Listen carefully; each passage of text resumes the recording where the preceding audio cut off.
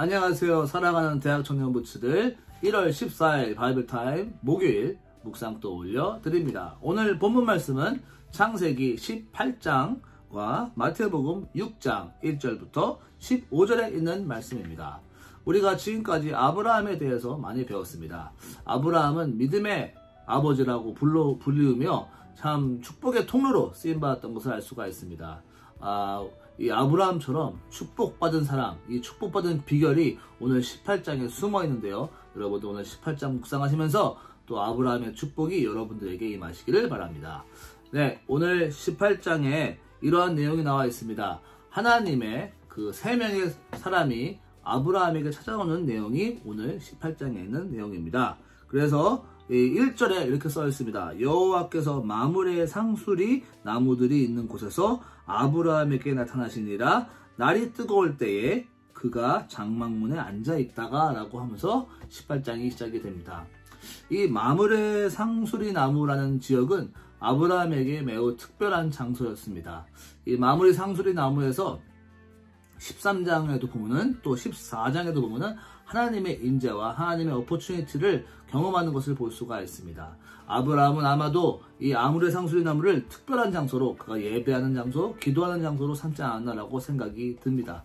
여러분들은 여러분들이 있는 곳에 마므레 상수리 나무가 어디 있습니까?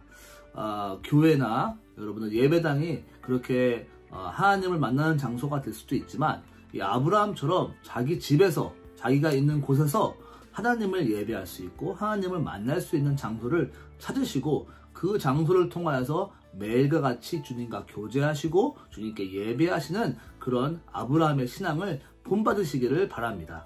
자, 그래서 이 마므레 상수리 나무에서 하나님께서 아브라함에게 나타나시는데 2절에 보면은 세 사람의 모습으로 나타났다는 것을 볼 수가 있습니다. 눈을 들어 본즉 사람 셋이 맞은편에 서 있는지라. 그가 그들을 보자 곧 장막문에서 달려나가 영접하며 몸을 땅에 굽혔다라고 합니다. 이 세 사람의 천사였을는지 아니면은 하나님의 모습이 그냥 이렇게 세 사람으로 보여진 건지 또 혹은 예수님이 이 인간의 모습으로 그 당시 오신 모습인지 확실하게 알 수 있는 건 아니지만 확실한 것은 이 아브라함은 이 세 사람을 하나님의 그 메신저로 바로 레커나이즈하고 알아봤다라는 것입니다. 참 이것이 얼마나 귀한 일인지 모르겠습니다.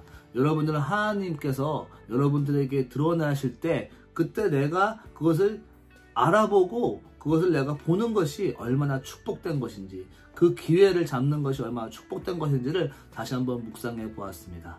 하나님은 늘 우리와 함께 하시지만 하나님은 특별 계시로 우리에게 말씀하시고 우리와 함께 교제하실 수 있는 어퍼추니티가 매 순간마다 올 수가 있다는 것을 보면서 여러분들 믿음의 눈을 가지시고 깨어 있어서 하나님의 그 메시지, 하나님의 그 만날 수 있는 그 장소를 놓치지 아니하시고 또 그 타이밍들을 놓치지 않는 여러분들 하루 되시기를 바랍니다. 자, 그래서 이 세 사람이 나와서 다가올 때 아브라함은 이 세 사람에게 특별 대우를 했던 것을 볼 수가 있습니다. 이 5절부터 쭉 이 8절까지 얼마나 아브라함이 잘 대접을 했는지 설명이 되어 있고요. 세스와 또 좋은 송아지를 잡았고 젖과 우유를 요리한 송아지를 가져다가 차려놓았다라고 합니다. 자, 이렇게 잘 대접받은 이 그 세 사람, 특히 아까 1절에 봤듯이 이 날이 뜨거울 때에 시원한 그러한 또 맛있는 음식을 대접받은 이 세 사람은 얼마나 기뻤는지 아브라함에게 그 비밀을 털어놓기 시작합니다. 여러분들 주님의 마음이 전해지는 이 귀한 축복의 시간 어떠한 메시지를 듣습니까? 첫 번째로 아브라함에게 이삭이 주어질 거라는 약속을 듣습니다. 그래서 10절에 그가 이르시되 내년 이맘때 내가 반드시 내게로 돌아오리니 내 아내 사라에게 아들이 있으리라 하니 사라가 그 뒤 장막문에서 들었더라 라고 합니다. 그래서 사라에게 아이가 있을 것이다 라고 하죠. 근데 아브라함이 하는 얘기를 그 아브라함과 사라는 아브라함은 나이가 많이 들었고 사라는 여성의 생리가 끊었다고 이렇게 에디셔널 인포메이션이 주어집니다. 그러니까 이 사라가 아기를 가질 수 있는 것은 생리적으로 불가능한 일이었죠. 그래서 이것을 알았던 사라는 12절에 사라가 속으로 웃고 이르되 내가 노쇠하였고, 그러니까 내가 나이가 들었고 내 주인도 늙었으니 어찌 이런 즐거움이 있을 수 있겠냐라고 속으로 웃었다라고 합니다. 그래서 13절에 여호와께서 아브라함에게 이르시되 사라가 왜 웃으며 이르기를 내가 늙었거늘 어떻게 아들을 낳으리요 하느냐. 사라가 웃었다. 사라가 장막 안에서 웃는 것까지 알아보셨던 우리 하나님. 자, 이렇게 이런 이야기를 볼 때마다 사라나 아브라함이나 참 믿음의 사람이었지만 이 모습이 우리와 그리 다르지 않은 모습을 볼 수가 있습니다. 여러분들, 하나님은 여러분들 같이 연약한 사람들 통해서 축복의 통로로 사용하실 수 있습니다. 아멘입니까? 자, 그래서 주님께서 그 웃은 그 리액션에서도 하나님은 그래도 축복을 하시는 모습이 보이죠. 14절에 여호와께 능하지 못한 일이 있겠느냐. 기한이 이를 때 내가 내게 돌아오니 사라에게 아들이 있으리라. 하나님께서는 모든 것을 하실 수 있다라고 하면서 격려하시며 아들을 다시 한번 약속하시는 모습을 볼 수가 있습니다.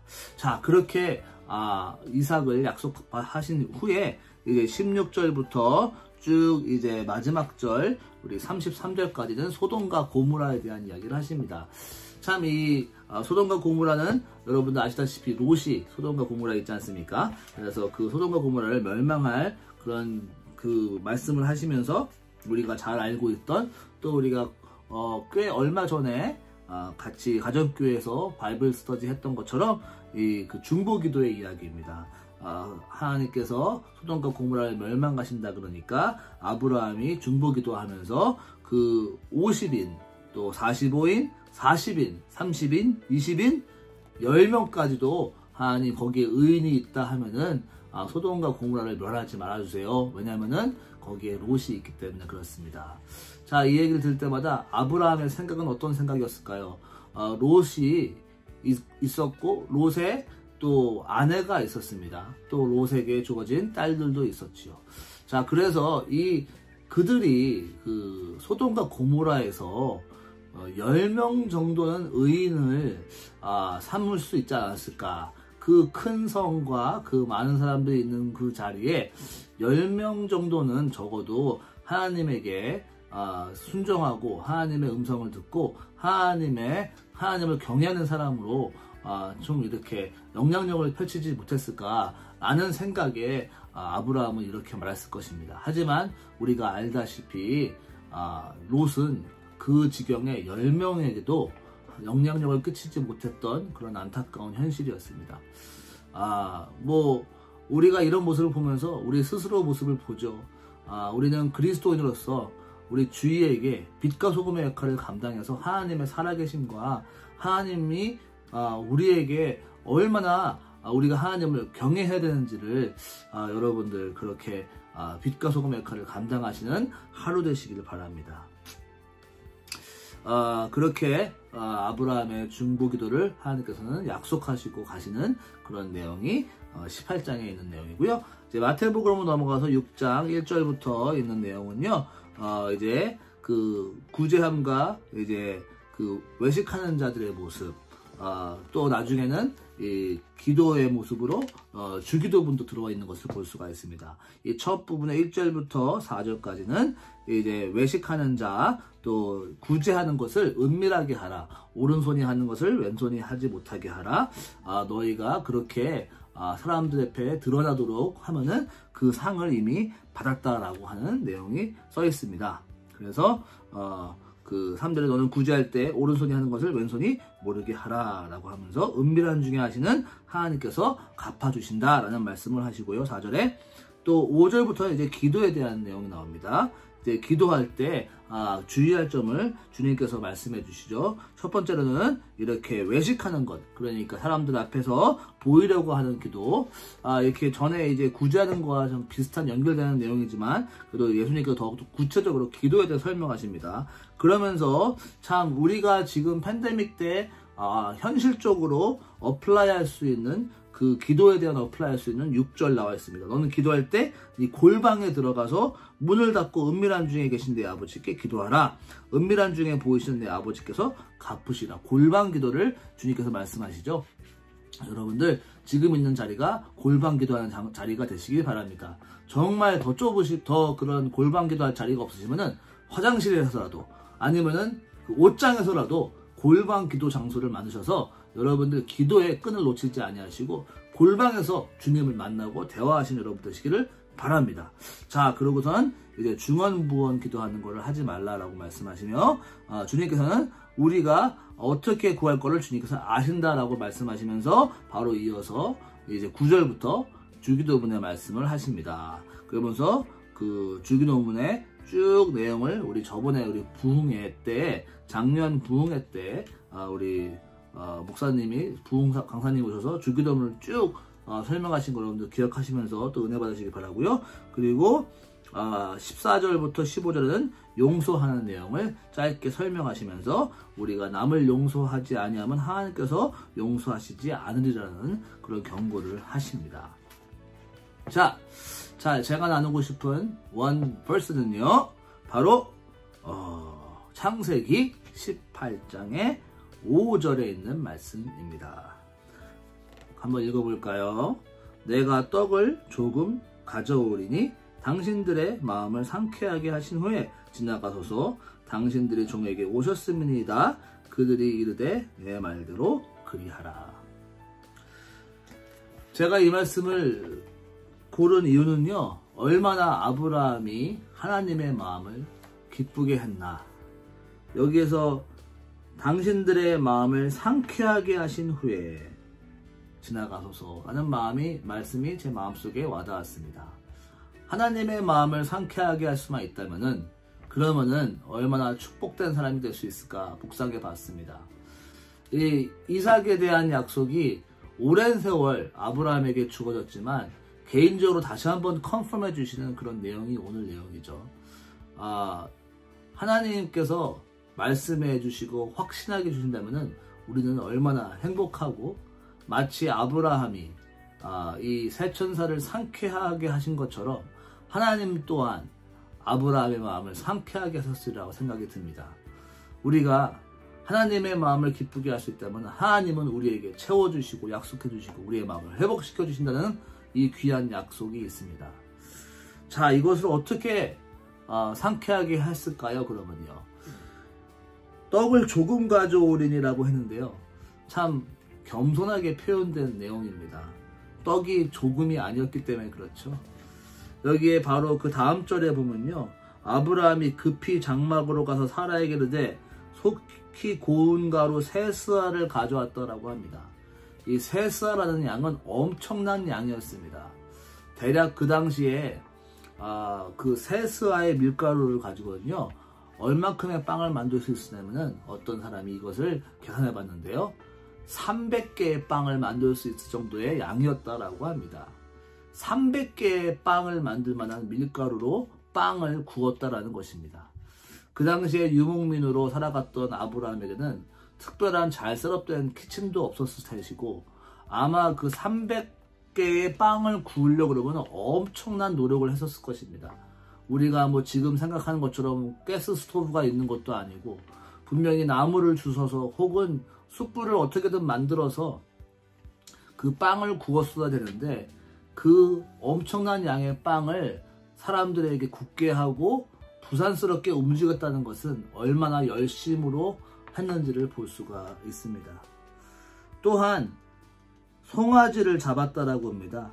이 송아지를 한 마리 잡으면 엄청난 양의 고기가 나오겠죠. 어떤 사람들이 이것도 계산을 해봤는데 150kg의 고기가 나온다라고 합니다. 그러니까 300개의 빵과 150kg의 고기, 거기다가 8절에 보면 엉긴 젖과 우유와 하인이 요리한 그 엉긴 젖과 우유를 가져왔다는 것은 그가 가지고 있었던 그 귀한 것들을 다 내어줬다라는 것이거든요. 아브라함은 이 엄청난 노력과 자기가 할 수 있는 최고의 것으로 섬겼던 그 모습을 볼 수가 있습니다. 그러하니 얼마나 하나님의 마음이 상쾌했을까요? 우리가 하나님의 마음을 상쾌하게 한다는 것은 우리가 최선으로 내가 할 수 있는 최고의 것으로 주님께 올려드린다는 것입니다. 우리가 예배의 회복을 대학 청년부에서 외치고 있는데요. 나의 삶의 예배, 또 내가 드리는 매 주일 금요일의 예배는 얼마큼 최상의 것으로, 최고의 것으로 주님께 올려드리고 있는지 한번 생각해 보게 됩니다. 그래서 우리는 늘 주 앞에 나가는 모습은 최고의 것, 최상의 것으로 드려야 되리라 믿습니다.